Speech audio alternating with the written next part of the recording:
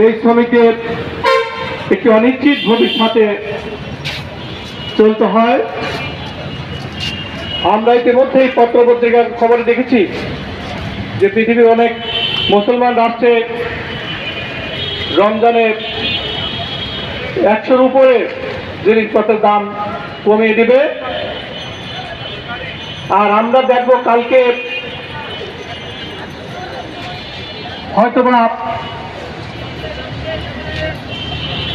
দ্রব্যমূল্যের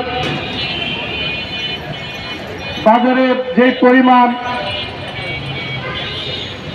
থাকার কথা সেই পরিমাণে না থাকার কারণে জিনিসপত্রের দাম কয়েক গুণ বেড়ে যাবে।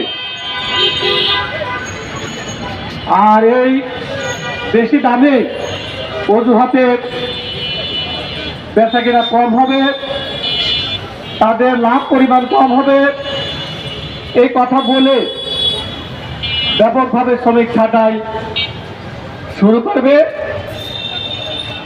এই ছাঁটাই হওয়ার পরে এই যে শিল্পে যে শ্রমিকগুলি ছাঁটাই হবে, সে তার পরিবার নিয়ে কিভাবে এই রমজান পালন করবে, কিভাবে ইবাদত করবে, কিভাবে রমজানের শেষ দিন উৎসব করবে, সময় চিনি কিনবে, বাচ্চাদের কাপড় দিবে, এটি এই যাবৎকালের কোনো সরকার, রাষ্ট্র মালিকরা কখনই চিন্তাই করেন নাই। তাদের চিন্তাই হলো কিভাবে শুধু লাভ আর লাভ। আমরা এই সেক্টরের যে গবেষণা, এই গবেষণা দেখছি গত দশকে এর লাভ পরিবার হয়েছে ডাবল, এই শতাব্দীতে লাভ হয়েছে তারও ডাবল। অথচ আমাদের দেশের মালিকরা লস বলে বলে এই যে শ্রমিকদের উপরে যে নিপীড়ন, নির্যাতন,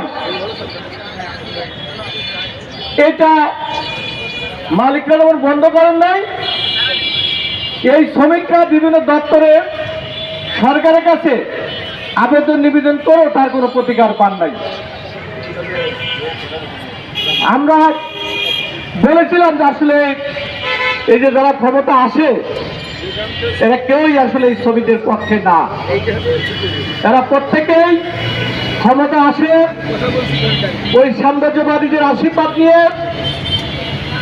যারা ক্ষমতা আসার আগে সাম্রাজ্যবাদ তাদের থেকে